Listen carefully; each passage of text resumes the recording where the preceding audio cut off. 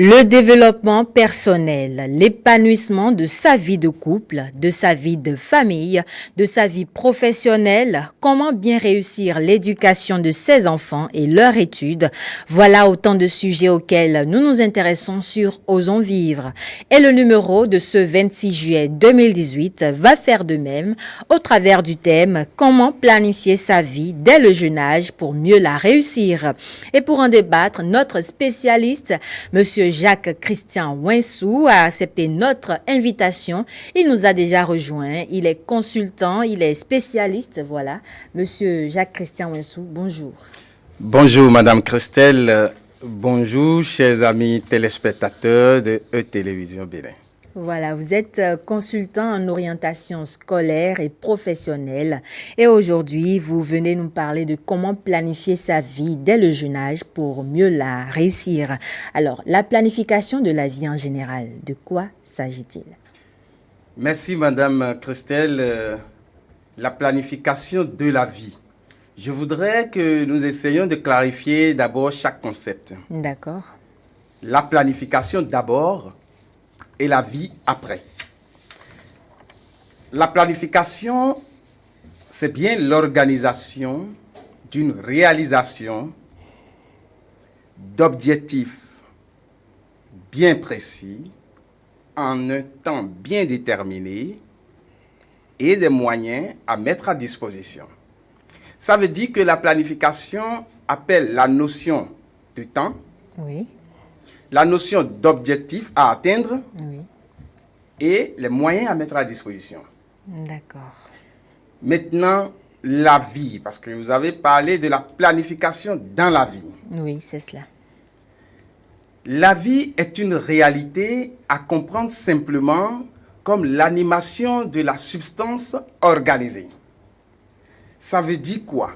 Ça veut dire que c'est l'ensemble des événements qui se produisent dans un organisme, Oui, que ça soit animal ou végétal, depuis la naissance jusqu'à la mort.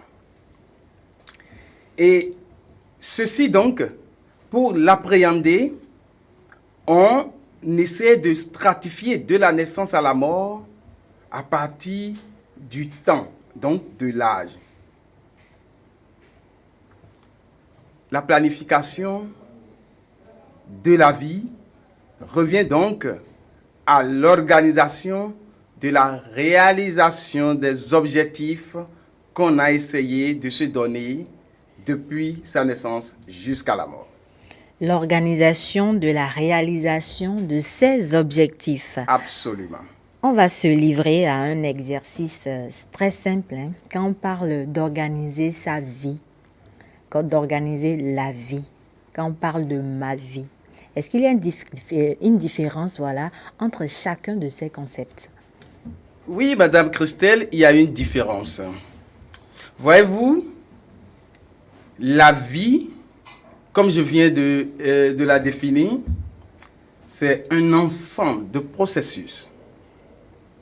Et j'ai bien dit que c'est l'ensemble des événements, d'ailleurs, qui se produisent dans l'organisme animal ou végétal, depuis la naissance jusqu'à la mort. Oui. Ça veut dire tout simplement que la substance organisée est en mouvement. Et la vie en général est régie par des normes. Donc, a déjà en elle une organisation. D'accord. Maintenant, ma vie, donc ta vie ou sa vie, Oui. est un peu particulière parce que ça répond aux objectifs de l'individu. Ce qui veut dire que pour organiser sa vie, il faut avoir des objectifs à atteindre. Oui. Il faut se donner des moyens pour ces objectifs D'accord. et avoir un temps précis pour pouvoir réaliser ces objectifs. Par contre, la vie en général a déjà son creuset organisé qui est là et qui t'attend. Donc, si tu ne t'organises pas, si ta vie n'est pas organisée, tu vas subir l'organisation de la vie qui est déjà une organisation naturelle. Je voudrais juste vous montrer en quoi c'est une organisation naturelle. Oui, on vous écoute. Vous savez, quand un enfant naît tout de suite et l'enfant ne pleure pas, tout le monde commence par courir. C'est cela. Et on va réanimer cet enfant. Donc, si l'enfant naît, l'enfant commence par travailler. En pleurant, c'est du travail. C'est bien du travail pour la vie.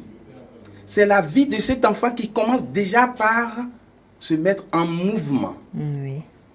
Et la vie, comme nous l'avons dit, d'ailleurs les scientifiques l'ont stratifié, vous allez constater que de 0 à 2 ans, la phase que nous nommons souvent la phase sensorimotrice, l'enfant stimule ses sens et se met en mouvement de façon naturelle, sans une organisation de ses parents.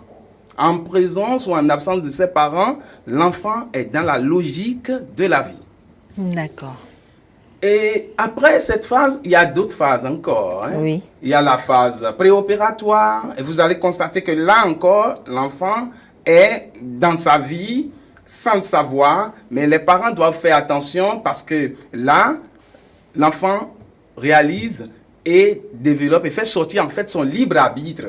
L'enfant montre son libre arbitre. Donc, à chaque phase d'évolution de sa vie, l'enfant développe des caractères, a des comportements différents. C'est bien ça? Absolument. Mais pourquoi organiser l'enfant? Oui. Pourquoi s'organiser avec son enfant? Pourquoi aider son enfant à s'organiser? On va en venir à ce niveau. Voilà. On parlait tout à l'heure de l'organisation, de la réalisation des objectifs de vie. Oui. Et dans notre thème, on a spécifié qu'il faut le faire dès le jeune âge.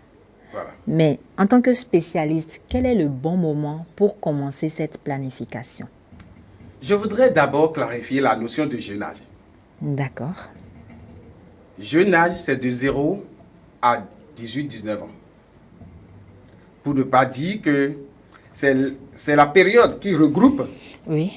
la phase sensorimotrice, la phase préopératoire, la phase des opérations absolues et la phase des opérations formelles. C'est très technique tout ça. Donc ça court de 0 Oui. à 18-19 ans, 19 ans au maximum. Le temps nécessaire pour que l'enfant construise l'adulte qui va devenir. Très bien. Vous allez constater que c'est la lisière de l'âge adulte. Oui. Donc, si nous sommes d'accord que le jeune âge est de 0 à 18-19 ans, nous devons comprendre que sans avoir observé son enfant depuis l'enfance, Oui. sans avoir cadré son enfant, lorsque l'enfant va rentrer dans la phase des opérations absolues, Oui. l'enfant traversera une crise que nous nommons la crise de l'adolescence. Mais en peu de mots, pouvez-vous nous définir chacune de ces phases? Je prends la première partie, Oui. la phase sensorimotrice. Oui.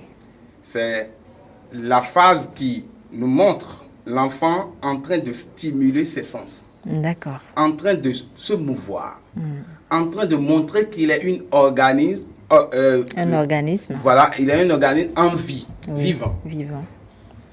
Ça ne dépend pas de l'enfant. D'accord. Il y a la phase préopératoire, je viens de dire tout à l'heure, la phase Oui. préopératoire. Oui. C'est de 2 à 7 ans. Et là, l'enfant joue beaucoup. L'enfant s'amuse. L'enfant exprime son libre arbitre. D'accord. Et à ce niveau, le parent a l'obligation de l'observer, de répondre à toutes ces questions, de ne pas chercher à le confiner Oui. dans ses agissements. Le parent doit le laisser exprimer son libre arbitre. Et c'est déjà là qu'on commence par observer son enfant. S'il faut organiser la vie d'un enfant ou du jeune adulte, ou bien à l'âge, dans Préopératoire. son jeune âge, comme Oui. vous l'avez dit, c'est par là qu'il faut commencer. D'accord. Et à cette phase, nous avons la phase suivante, qui est la phase des opérations concrètes. Généralement, à cette phase, l'enfant est au cours primaire. C'est de 7 ans à 11 ans. Et là, qu'est-ce que l'enfant fait? L'enfant fait beaucoup plus l'apprentissage des us et coutumes. L'enfant fait ce qu'on appelle l'apprentissage par imitation. Oui. Vous montrez à l'enfant, il apprend et il fait ce que vous lui montrez. Là, il ne réfléchit même pas. Il est un buvard. Voilà, il prend ce que vous lui donnez. Si dans votre société, vous avez des pratiques données, c'est en ce moment que cet enfant, vous allez lui inoculer. C'est en ce moment que lui, il prend les données de la société où il est en train de grandir. Passé la phase là, il y a la phase des opérations formelles. Et cette phase a deux tranches. Parce que là, il faut compter avec la crise de l'adolescence. D'accord.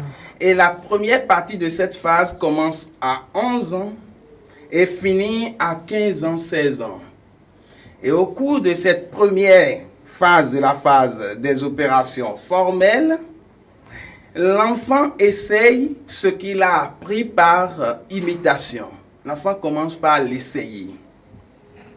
L'enfant commence par raisonner, par dire ça je veux, ça je ne veux pas. Le parent doit pouvoir faire attention à ses postures pour régler un peu l'enfant sur ses convictions de vie. Parce que jusque-là, le choix de l'enfant n'est que le choix du parent. D'accord. Jusque-là. Dans ce cas, Oui. en tant que parent, comment bien suivre son enfant pour l'aider? Comment organiser la vie de son enfant dès le jeune âge? Le parent a déjà d'objectifs pour son enfant. Un parent qui a fait un enfant doit déjà comprendre que cet enfant est un candidat à la vie active. Tout à fait. Et si cet enfant est un candidat à la vie active, il est de bon ton que ce que cet enfant doit devenir dans la société commence déjà à sa naissance. Voilà pourquoi la responsabilité parentale est une nécessité dans ce que nous appelons le suivi de l'enfant. Si le parent démissionne, l'enfant sera une réalité qui va échapper à ses convictions. Là, je vous donne un exemple. Oui, on vous suit.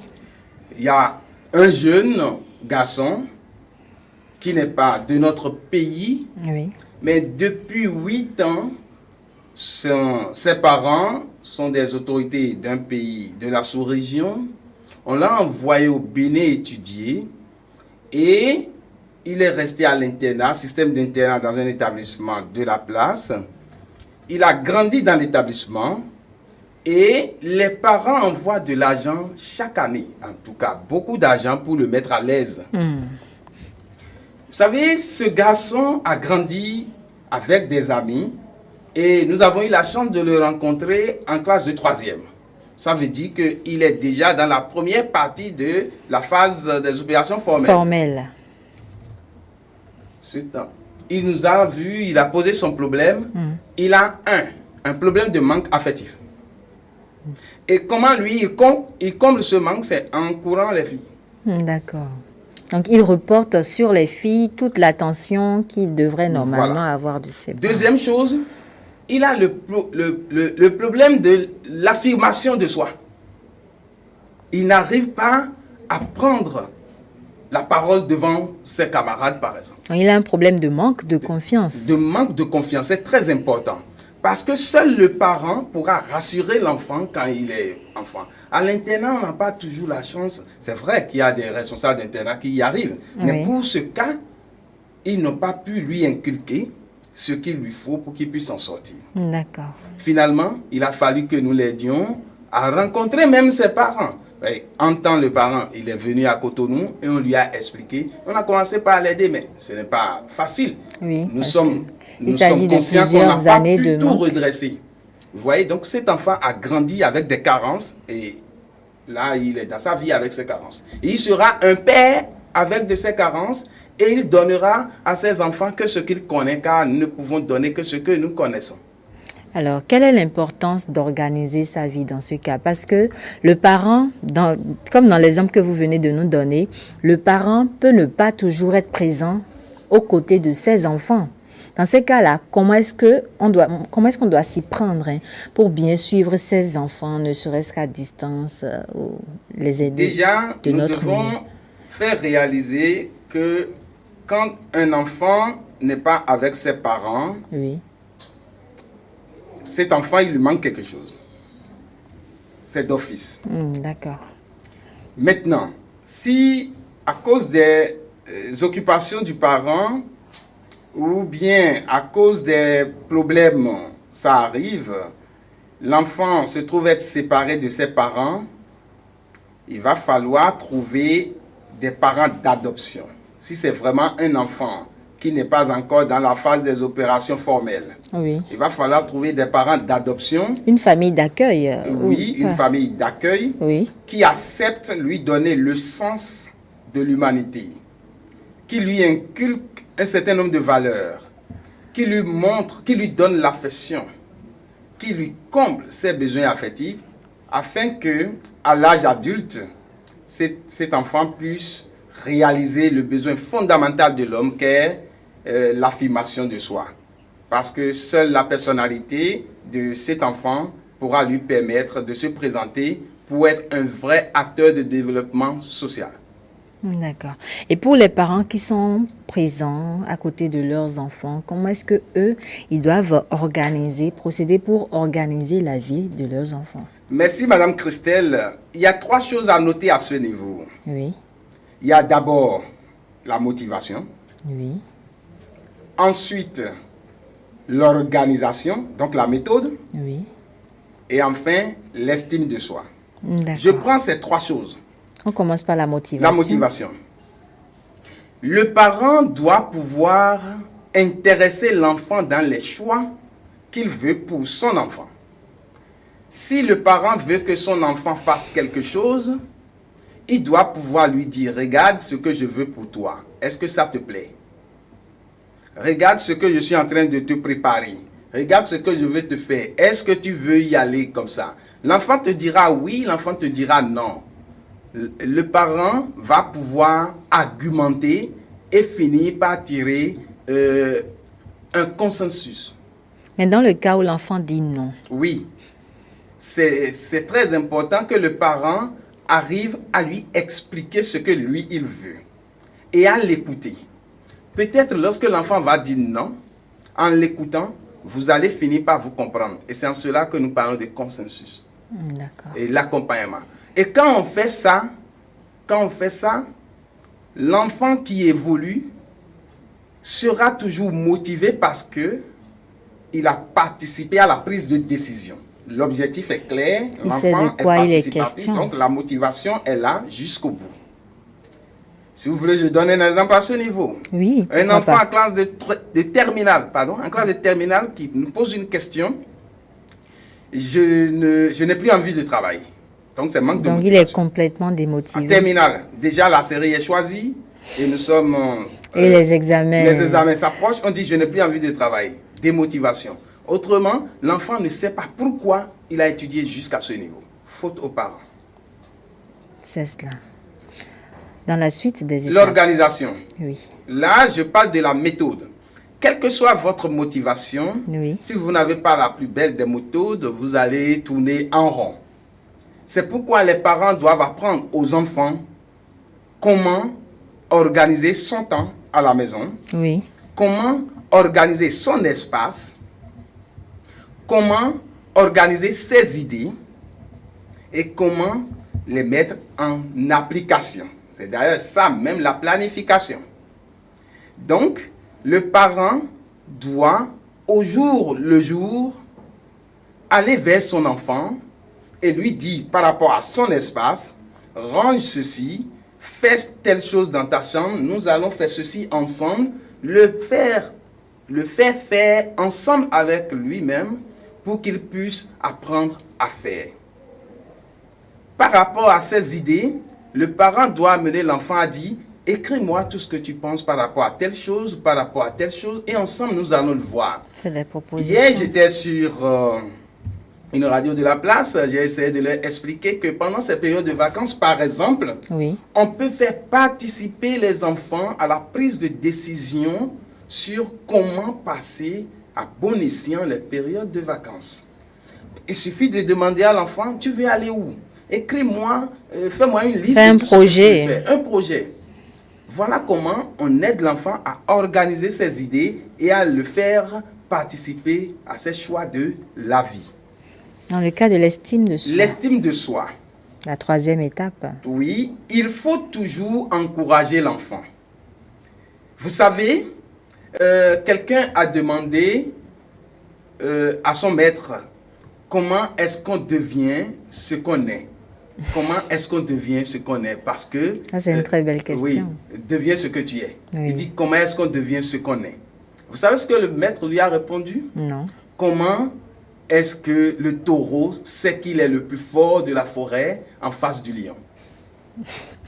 C'est bien ça, parce que ce n'est qu'en face des dangers que tu sauras tes propres capacités. Alors, pour aider l'enfant à avoir l'estime de lui-même, il faut le mettre à l'épreuve. Il faut le laisser rencontrer les difficultés. Il faut le laisser aller avec les enfants de son âge dans des concours où il va échouer. Oui. Et il constatera qu'il faut redoubler d'efforts. Parce qu'on apprend beaucoup plus de ses échecs que de ses réussites. Et plus l'enfant est en train d'échouer, mieux il multiplie ses efforts. Et là, il finira par se dire, je peux vraiment le faire. Quand j'y vais, même si j'échoue, j'arrive à le faire. Et quand l'enfant va apprendre ça, le parent à la maison, tout simplement, quand il fait quelque chose, on le félicite. On le félicite, on lui dit c'est très bien. Même quand il échoue, on dit ce n'est pas encore grave, recommence. Voilà comment on forge la personnalité par l'estime de soi au niveau de l'enfant. D'accord. Alors, tout à l'heure, quand vous parliez de concours, ne s'agit-il pas de concours entre frères ou entre amis, pas forcément de concours professionnels? Parce qu'on forme après tout son enfant pour réussir, si possible au premier coup. Oui, vous savez, non, au premier coup, ça ne donne rien de bon parce que dans l'apprentissage... Quand on va au bac... Oui, pardon, le baccalauréat, c'est un le examen. BPC, bien sûr. Au premier coup... Parce que si vous avez fait la chose déjà en classe, ce n'est plus le premier coup à l'examen. Non. Vous savez, considère toute la préparation qu'il y a eu autour. On suppose qu'on n'a rien, on n'a pas la notion, on va l'apprendre. D'accord. Il y a 3 phases pour le savoir-faire. Il y a la phase de l'apprentissage, la phase de l'essayage et la phase de l'application des notions acquises. On en reviendra dans d'autres thèmes sur Osons Vivre. Pour donner l'estime de soi, la motivation et la méthode à son enfant, il faut être patient, il faut laisser l'enfant faire des erreurs, il faut accepter les erreurs et rassurer l'enfant. Il faut le rassurer à chaque fois et lui donner la chance de recommencer et le féliciter et essayer de lui donner des motifs de motivation, si nous allons le dire ainsi. On l'a déjà dit. Alors, pourquoi organiser la vie de son enfant, de ses enfants? Je vais vous répondre simplement en disant, pour l'amener à devenir un adulte responsable. D'accord. Parce que l'enfant est comme, excusez-moi beaucoup, c'est une comparaison, ce que l'animal que nous avons à la maison, je vais prendre l'exemple des cabris et autres que nous élevons. Nous l'élevons pourquoi? Pour pouvoir l'utiliser quand il y a la fête bientôt ou quelque chose. L'enfant sera utilisé pourquoi? Pour la production de richesses sociales dans la société. Pour son propre compte et pour le compte de toute la société. D'abord pour les autres, c'est très important. Oui. D'abord pour les autres, parce que c'est un enfant, c'est un produit de la société. D'abord pour les autres. On est pour Il faut comprendre servir. ça ainsi. Oui. D'abord pour les autres.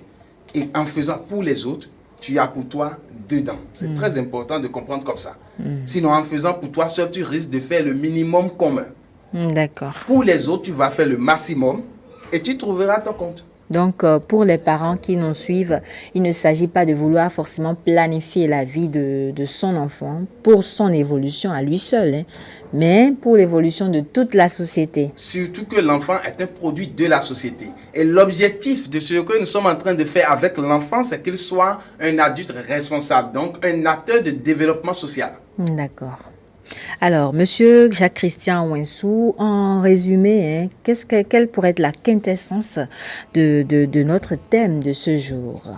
Alors, si nous allons essayer de résumer ce que nous venons de dire, Oui, c'est simplement garder 3 choses. oui, Motiver son enfant, le faire participer à ses choix, l'aider à avoir l'estime en lui-même, à croire en lui-même, à savoir que ce qu'il est en train de faire, il le fait parce que c'est ça qu'il doit faire. L'aider à avoir la méthode nécessaire pour réaliser sa vie et lui faire comprendre que tout ce qu'il est en train de faire aujourd'hui, c'est pour qu'il puisse devenir un bon acteur de développement social. C'est pour qu'il puisse devenir un citoyen vertueux. C'est pour qu'il puisse devenir un citoyen capable de développement. Nous sommes pratiquement en train d'aller à la fin du temps imparti à Osons Vivre. Et je voudrais savoir, pour les parents qui nous écoutent, comment choisir le métier de vie pour son enfant et l'aider à s'organiser autour? Ça, c'est l'orientation pour le choix professionnel de l'enfant. Oui. Il suffit simplement de suivre l'enfant et de voir ce qui l'intéresse depuis son jeune âge. Et à l'âge adulte, avant l'âge adulte, donc la période des opérations formelles, vous allez constater, lorsqu'il y aura la crise de l'adolescence, l'enfant qui commence par avoir la raison et autres, il va commencer par s'affirmer. Et de par ces affirmations, vous discutez avec l'enfant. Et ce que l'enfant veut, ce que vous voulez, vous allez en parler. Et finalement, l'enfant verra de votre discussion ce qu'il doit faire. Parce qu'il y a une différence entre ce que l'enfant veut, ce que l'enfant peut et ce que l'enfant doit. Et avec ce que le parent veut pour son enfant. Voilà. Parce qu'il y a des parents, ils ont envie que leurs enfants accomplissent ce que eux ils n'ont pas pu accomplir. Là, ça, c'est une transposition de ce qu'on n'a pas pu faire. Il Dans faut ces faire cas, attention comment à gérer? ce genre de choses. Parce Comment que gérer? là, il faut discuter forcément avec l'enfant pour ne pas vouloir transposer le manque de réussite ou d'affection ou quoi que vous avez eu sur l'enfant. L'enfant a sa personnalité qui est différente de la vôtre. Ça veut dire qu'il faut faire très attention. Vous avez certes vos aspirations. Discutez avec l'enfant et vous allez faire participer l'enfant à votre prise de décision sur sa vie. Parce qu'après tout, c'est sa vie, ce n'est pas la vôtre. D'accord. Un dernier mot pour conclure, Monsieur Jacques-Christian Ouinsou. Merci, Madame Christelle. Un dernier mot pour conclure, je demanderai tout simplement à tous les parents d'observer les enfants, de les suivre pour ne pas avoir de surprise à l'âge de puberté. Ce que nous avons appelé l'adolescence, la crise d'adolescence. Oui, parce que c'est à ce niveau, quand la raison commence par naître, quand l'enfant commence par faire des choix, que c'est difficile pour les parents de les appréhender. Alors que si on commençait plus tôt l'exercice, il est facile à cette période de pouvoir appréhender l'enfant et de faire de cet enfant un citoyen responsable. Parce que l'objectif de tout ce que nous faisons, c'est pour que l'enfant, qui d'ailleurs est le parent de demain, soit un parent responsable. Merci beaucoup pour ce mot de fin. Faire de nos enfants des parents de demain, des parents responsables.